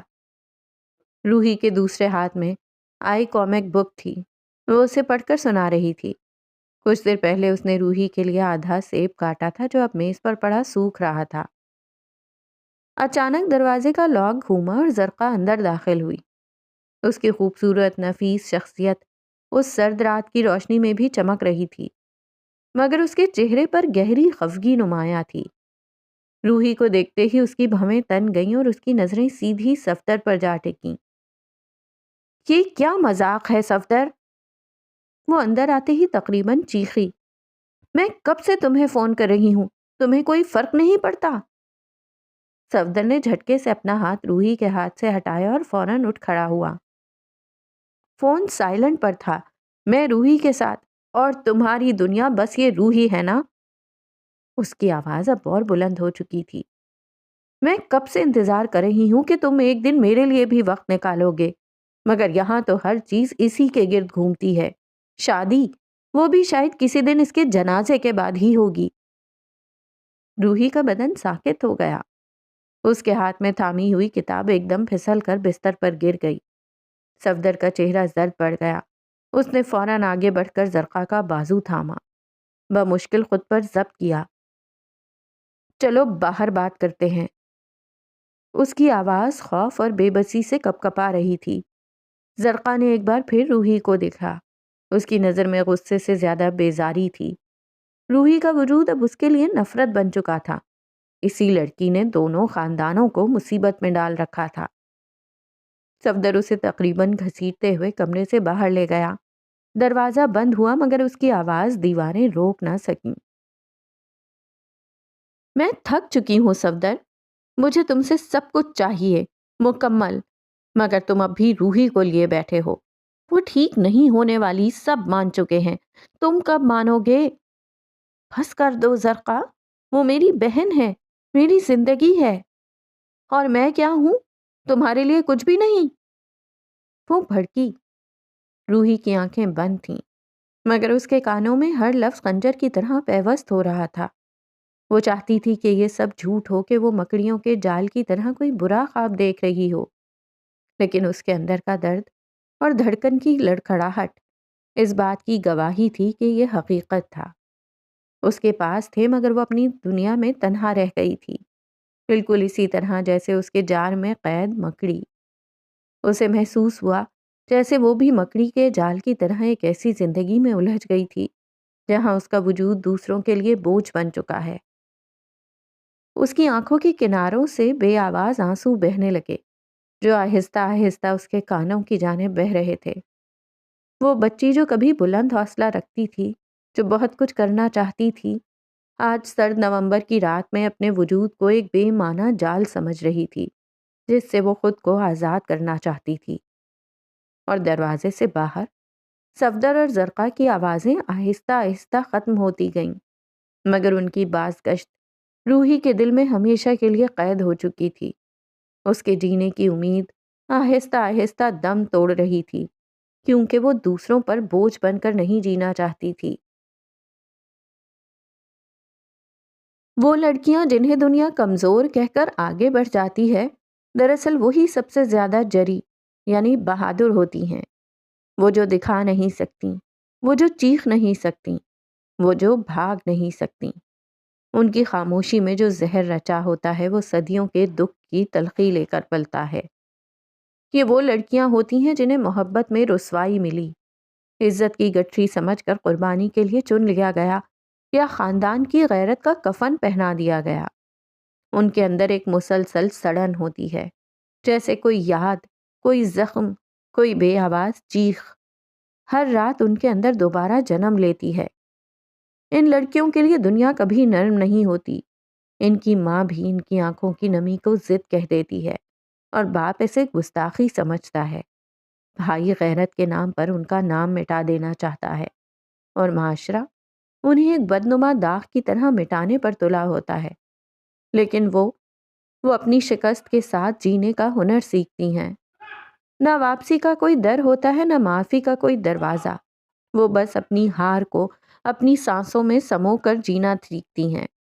وہ خاموشی سے اپنے اندر زہر گھولتی ہیں اور پھر اس زہر کو اپنی عادت بنا لیتی ہیں۔ انہیں محبت نے نہیں مارا، محبت میں ملنے والی تنہائی نے توڑا ہے۔ انہیں اس وقت مارا گیا جب ان کے خوابوں کا مذاق اڑایا گیا، جب ان کی باتوں کو جھوٹ، ان کی آہوں کو ڈرامہ اور ان کی ذات کو بوجھ کہا گیا۔ اور پھر ایک دن وہ لڑکیاں، وہ زہر خوردہ پریاں پھر بھی زندہ نکلتی ہیں۔ نہ فتح کا نعرہ، نہ انقلاب کا وعدہ، بس ایک خاموش تھکی ہوئی مگر مضبوط سانس جو یہ کہتی ہے، میں زہر خوردہ ہوں مگر میں زندہ ہوں، اور یہ میری کہانی ہے۔ لکڑی کی میز پر اس کا لیپ ٹاپ کھلا تھا۔ اسکرین پر ایک خالی ورڈ ڈاکیومنٹ جھلملا رہا تھا، جیسے منتظر ہو کہ کوئی زخم لفظ بن کر اس پر اترے۔ باہر ٹھنڈی ہوا میں درختوں کے پتے سرسراتے تھے اور اندر فلک کی سانس دھیمی رفتار سے چلتی تھی، جیسے وہ خود کسی اندرونی کرب کی گواہی دے رہی ہو۔ اس نے کی بورڈ پر انگلیاں رکھیں، پھر رکی، آنکھیں بند کی، جیسے کچھ یاد کر رہی ہو، کوئی منظر، کوئی آواز، شاید کوئی لڑکی، کوئی زہر خوردہ پری۔ پھر وہ لکھنے لگی، وہ لڑکیاں جنہیں دنیا کمزور کہہ کر آگے بڑھ جاتی ہے، دراصل وہی سب سے زیادہ جری ہوتی ہیں۔ واپسی کا راستہ ایک سنگین بوجھل خاموشی میں کٹا تھا۔ گاڑی کی رفتار پہلے سے دھیمی تھی، جیسے وہ دونوں اس حقیقت سے فرار نہیں چاہتے تھے جو رئیس مینشن کی دیواروں کے پیچھے رہ گئی تھی۔ ولی کے ہاتھ اسٹیئرنگ وہیل پر جمے ہوئے تھے، مگر اس کی نظریں بار بار اپنی انگلیوں میں پیوست اس جگہ جاتی جہاں نینسی کا بریسلٹ چمک رہا تھا جو اس نے دیا تھا۔ اب وہی بریسلٹ اس کی انگلیوں میں بے حسی سے جکڑا ہوا تھا، اس پر بنا ڈبلیو کا حرف جیسے اس کے وجود پر ایک سوالیہ نشان بن کر چبھ رہا تھا۔ اس کا چہرہ سپاٹ تھا، مگر آنکھوں میں ایک ایسا طوفان قید تھا جسے فجر محسوس تو کر سکتی تھی مگر سمجھنے سے قاصر تھی۔ فجر خاموش تھی، اس نے کوئی سوال نہیں کیا، تسلی کا کوئی لفظ ادا نہیں کیا۔ وہ جانتی تھی کہ اس وقت الفاظ مرہم نہیں، نمک کا کام کریں گے۔ وہ بس اسے دیکھتی رہی، اس شخص کو جس کی دنیا ایک بار پھر اس کے سامنے بکھر گئی تھی۔ وہ اسے وقت لینے دے رہی تھی۔ اس کی خاموشی ایک وعدہ تھا، ایک عہد تھا کہ وہ اس بکھرے ہوئے وجود کو سمیٹ لے گی۔ جب گاڑی ترنم ہاؤس کے سامنے رکی تو رات گہری ہو چکی تھی۔ گھر کی روشنیاں جل چکی تھیں جو اس خاموش گلی میں کسی امید کی طرح لگی۔ گیٹ کے باہر ایک بڑی گاڑی کھڑی تھی، مگر جیسے ہی وہ دونوں اندر داخل ہوئے ڈرائنگ روم کا منظر ان کے استقبال کے لیے تیار کھڑا تھا۔ یہ وہ منظر نہیں تھا جس کی فجر کو توقع تھی۔ وہاں بشارت عالمگیر اور فخر عالمگیر بیٹھے تھے۔ ان کے چہروں پر ایک عجیب سی سنجیدگی اور عجلت طاری تھی۔ پاس ہی اماں کا ایک سوٹ کیس پیک ہوا رکھا تھا، جیسے کسی طویل سفر کی تیاری ہو۔ فجر نے اپنی حیرت کو ضبط کرتے ہوئے انہیں سلام کیا۔ ولی نے بھی تھکے ہوئے قدموں کے ساتھ اس کی تقلید کی۔ ولی آج سے یہیں رہیں گے، آپ کو کوئی مسئلہ تو نہیں؟ اس نے سیدھا اماں کو مخاطب کیا۔ اس کی آواز میں ایک اٹل فیصلہ تھا۔ تمہارا شوہر ہے، تمہارا گھر ہے، تم جسے چاہو رکھ سکتی ہو۔ اماں نے اسی ٹھہرے ہوئے سنجیدہ لہجے میں جواب دیا جس میں کوئی جذبہ تلاش کرنا مشکل تھا۔ ولی اس دوران ان دونوں بھائیوں سے مل رہا تھا۔ وہ نارمل نظر آنے کی بھرپور کوشش کر رہا تھا، مگر اس کے چہرے کی زردی اور آنکھوں کی سرخی اس کی اندرونی کیفیت کی چغلی کھا رہی تھی۔ خیریت ہے؟ آپ کہیں جا رہی ہیں؟ اس نے سوٹ کیس کی طرف اشارہ کرتے ہوئے پوچھا۔ اس کے دل میں ایک انجانا سا کھٹکا پیدا ہوا۔ میرا بھائی بیمار ہے، میرے بھتیجے مجھے لینے آئے ہیں، مجھے جانا ہوگا۔ اماں نے اسی سپاٹ لہجے میں جواب دیا تو فجر ایک گہری سانس لے کر رہ گئی۔ وجاہت عالمگیر کی طبیعت خراب تھی اور کئی دہائیوں بعد آج ترنم عالمگیر کو اس کے خاندان میں واپس قبول کیا جا رہا تھا۔ ان کے بھتیجے خود انہیں لینے آئے تھے، وہ کیسے نہ جاتی؟ یہ ایک تاریخی لمحہ تھا، مگر اس وقت فجر کے لیے یہ ایک اور تنہائی کا پیش خیمہ تھا۔ اس سے پہلے کہ وہ کوئی جواب دیتی، بشارت کی بے چین آواز ابھری، چلیں پھپھو، ہمیں نکلنا ہے، دیر ہو رہی ہے۔ وہ لوگ جیسے بس اسی کا انتظار کر رہے تھے۔ اماں اٹھ کھڑی ہوئیں، مضبوطی سے اپنی چادر کاندھوں پر لپیٹی۔ فجر کے دل کو کچھ ہوا۔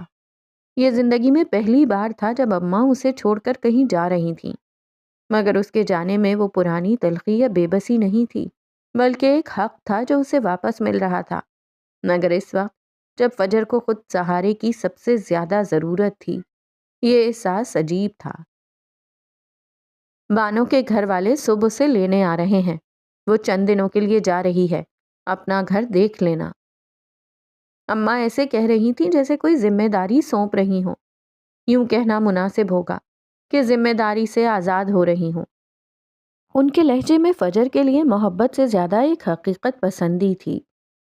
فخر نے ان کا بیگ اٹھایا اور پھر وہ بنا مڑے بنا کچھ کہے باہر نکل گئے۔ گھر کے باہر ایک بڑی چمکتی ہوئی گاڑی کھڑی تھی جس میں گارڈ بھی موجود تھا۔ یہ اس دنیا کی جھلک تھی جسے اماں نے کبھی پیچھے چھوڑ دیا تھا۔ ان کے جاتے ہی گھر میں ایک گہرا کاٹ کھانے والا سناٹا چھا گیا، جیسے اچانک سارا سہارا چھن گیا ہو۔ چلیں، کمرہ دکھاتی ہوں۔ فجر نے ماحول کی بوجھل خاموشی کو توڑتے ہوئے ولی کی طرف دیکھا۔ آواز میں ایک نرمی تھی۔ اس نے سر ہلا دیا اور چپ چاپ اس کے پیچھے چل پڑا۔ آدھے گھنٹے بعد وہ بالائی منزل کے لاؤنج میں تھے۔ میز پر چائے کے 2 کپ رکھے تھے جن سے اٹھتی بھاپ ہوا میں تحلیل ہو رہی تھی۔ لمبے صوفے کے ایک کونے پر وہ بیٹھا تھا، خاموش اور بے حس و حرکت۔ اس کی آنکھیں سرخ تھیں اور سر بری طرح گھوم رہا تھا۔ ہاتھ میں پکڑا بریسلٹ اب بھی نہیں چھوڑا تھا۔ تم ٹھیک ہو؟ وہ اس کے قریب بیٹھتے ہوئے نرمی سے بولی۔ آواز میں فکر مندی تھی۔ بس سر درد ہے، وہ اتنا ہی کہہ پایا، لہجے میں صدیوں کی تھکن سے مٹ آئی۔ وہ کچھ کہے بغیر اٹھی اور چند منٹ بعد واپس آئی۔ اس کے ہاتھ میں پین کلرز اور پانی کا گلاس تھا۔ اس نے ہاتھ ولی کی جانب بڑھایا۔ اس نے ایک نظر دوا کو اور پھر فجر کے چہرے کو دیکھا۔ مجھے دوا کی عادت نہیں ہے، اس نے دھیمے سے کہا، جیسے وہ اس درد کو بھی خود ہی سہنا چاہتا ہو۔ فجر نے اپنا ہاتھ پیچھے نہیں ہٹایا۔ اس کی آنکھوں میں ایک نرم سی ضد تھی۔ میری عادت بھی تو نہیں تھی، وہ بھی ڈال لی نا۔ وہ مسکرانے کی کوشش کیے بغیر بولی، اب اسے بھی کھا لو۔ لہجے میں اتنا مان اور اتنی اپنائیت تھی کہ وہ انکار نہ کر سکا۔ اس نے ایک گہری سانس لیتے ہوئے خاموشی سے دوا اس کے ہاتھ سے لے لی اور پانی کے ساتھ نگل لی۔ لاؤنج کی بڑی سی گلاس وال سے باہر کا منظر دھندلا اور غیر واضح تھا۔ شہر کی روشنیاں اس پہر مدھم پڑ گئی تھیں، بالکل ان دونوں کی زندگیوں کی طرح، جہاں مستقبل ہر منظر سے اوجھل دھندلا سا تھا۔ وہ اب اس کے ساتھ ہی صوفے پر سمٹ کر بیٹھ گئی۔ ولی نے اپنی پوزیشن بدلی۔ وہ اب بھی ٹیک لگا کر سیدھا ہو گیا۔ اس کے پیر سامنے رکھی میز پر دھرے تھے، صاف ستھرے سفید پیر۔ فجر کی نظر ان پر پڑی تو اسے بے اختیار وہ دن یاد آ گیا جب اس نے ان قدموں کو پہلی بار مسجد کے ٹھنڈے فرش پر دیکھا تھا، جب وہ اسلام قبول کرنے کے بعد دنیا کی ہر فکر سے آزاد بارش کے پانی میں قدم دھرتا صرف اس کی جانب بڑھ رہا تھا۔ وہ دن ایک خواب جیسا تھا، ایک پاکیزہ حقیقت۔ اس نے نرمی سے اپنا سر ولی کے کندھے سے ٹکا دیا۔ وہ جانتی تھی کہ اس وقت ولی کو سب سے زیادہ اس کی ضرورت تھی، خود اس سے بھی زیادہ۔ وہ اس کا قلعہ تھی اور اس طوفان میں اسے ثابت قدم رہنا تھا۔ کچھ دیر بعد اس نے دھیرے سے سوال کیا، سر درد اب کیسا ہے؟ اس کا ہاتھ اٹھا کر اپنے ہاتھوں کے پیالے میں لے لیا۔ اس کا لمس ٹھنڈا تھا، جیسے اندر کی آگ ساری حرارت کھا گئی ہو۔ ہاں اب بہتر ہے، وہ ہولے سے بولا، جیسے بولنے میں بھی توانائی صرف ہو رہی ہو۔ فجر اسے اس اذیت کی گہرائی سے باہر نکالنا چاہتی تھی، اس کا دھیان اپنی جانب مبذول کروانا چاہتی تھی۔ نینسی بہت اچھی لڑکی تھی، جتنا تم نے ٹیپ میں ریکارڈ کیا تھا اتنا میں اسے جانتی ہوں۔ اس نے صرف کہا۔ اس کی جلتی ہوئی آنکھیں گلاس وال سے باہر کے دھندلے منظر پر جمی تھیں۔ اس کے سینے میں ایک ایسی جلن تھی، ایک ایسا لاوا پک رہا تھا کہ اگر وہ چیختا چلاتا اسے باہر نکال دیتا تو شاید پورا لاہور شہر جل جاتا، مگر وہ صبر کیے بیٹھا تھا، ایک زندہ آتش فشاں کی طرح۔ اتنا صبر کہاں سے سیکھا تھا؟ کیا وہ مجھ سے زیادہ اچھی تھی؟ یہ ایک الٹا سوال تھا، جان بوجھ کر پوچھا گیا ایک معصوم بچگانہ سوال، جس کا مقصد صرف اسے حال میں واپس لانا تھا۔ ولی کے لبوں پر ایک لمحے کے لیے ایک نہ نظر آنے والی مسکراہٹ ابھری اور غائب ہو گئی۔ ہاں، وہ جانتا تھا کہ وہ جان بوجھ کر پوچھ رہی تھی۔ اس کے ہاں کہنے پر فجر نے مصنوعی غصے سے اس کا ہاتھ دبایا، جیسے کوئی حق جتا رہی ہو۔ کیا وہ تمہیں مجھ سے زیادہ عزیز تھی؟ کیا تم مجھ سے زیادہ اس سے محبت کرتے تھے؟ ایک اور الٹا سوال۔ اس بار ولی نے ایک لمحے کا توقف کیے بغیر جواب دیا۔ نہیں۔ اس کے نہیں میں کوئی شک نہیں تھا۔ اس کا اور نینسی کا رشتہ پیار، دوستی اور ایک مشترکہ درد کا تھا، محبت کا نہیں۔ اس نے محبت صرف ایک ہی عورت سے کی تھی، جو اس وقت اس کے کندھے سے سر ٹکائے بیٹھی تھی۔ یہ جواب سنتے ہی فجر کے چہرے پر جیسے لال گلال سا بکھر گیا۔ ایک اطمینان کی لہر اس کے وجود میں دوڑ گئی۔ دونوں کے درمیان ایک گہری پرسکون خاموشی چھا گئی۔ کچھ لمحوں بعد فجر نے ہمت کر کے وہ سوال پوچھا جو اس کے ذہن میں کانٹے کی طرح چبھ رہا تھا۔ وہ ایسا کیوں کریں گے؟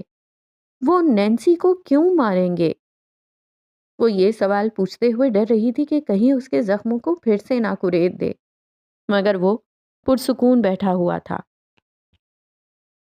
انہوں نے نینسی کو نہیں مارا۔ اس کے جواب پر فجر نے جھٹکے سے اس کے کندھے سے سر اٹھایا اور باقاعدہ اس کے چہرے کو دیکھا۔ وہ نشان زدہ گال، وہ سنجیدہ آنکھیں اس کے سامنے تھیں۔ ہاں، وہ اسے تکلیف پہنچانے میں شامل تھے، لیکن انہوں نے نینسی کو نہیں مارا۔ وہ پورے اعتماد تھا۔ اس کے لہجے میں ایک ٹھوس حقیقت تھی۔ وہ اسے دیکھتی رہ گئی۔ اگر اسے اتنا یقین تھا تو یہی سچ تھا۔ تو پھر احمد؟ اس نے بات ادھوری چھوڑ دی، جیسے کسی بھیانک سچ کے کنارے پر کھڑی ہو۔ ولی نے اس بار اپنا پورا رخ فجر کی جانب موڑا۔ اس کے ہاتھ میں دبے اپنے ہاتھ کو دیکھا اور پھر اس کے سرد ہاتھوں کو مضبوطی سے تھام لیا۔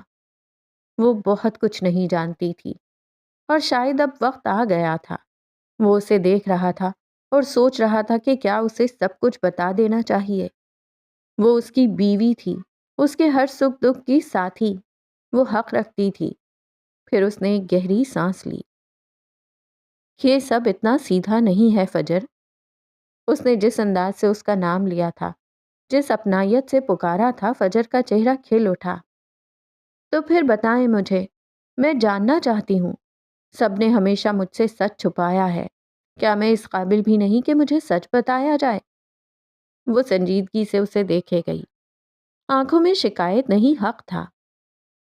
پورا سچ میں بھی نہیں جانتا، مگر میں تمہیں وہ بتانا چاہتا ہوں جو میں جانتا ہوں۔ وہ اب پوری طرح اس کی طرف متوجہ تھا۔ نینسی کی موت کا ذمہ دار احمد تھا، احمد جہاں زیب، بگ بی کا دوست اور زرتاش کی محبت۔ وہ ان سے شادی کرنا چاہتی تھیں۔ یہ سچ کسی دھماکے سے کم نہیں تھا۔ فجر کو لگا جیسے ترنم ہاؤس کی چھت اس کے سر پر آ گری ہو۔ اس کا ذہن معوف ہو گیا۔ احمد اب زندہ نہیں ہے۔ بگ بی نے اسے مرنے پر مجبور کر دیا۔ اس کا اگلا انکشاف۔ وہ حیرت اور ناقابل یقینیت سے اسے دیکھتی رہ گئی کہ وہ اتنا کچھ کیسے جان گیا تھا، مگر کیوں؟ یہ سچ ہے کہ احمد بگ بی کے کہنے پر نینسی سے ملا تھا۔ اس کے پیچھے بگ بی کا ہاتھ تھا۔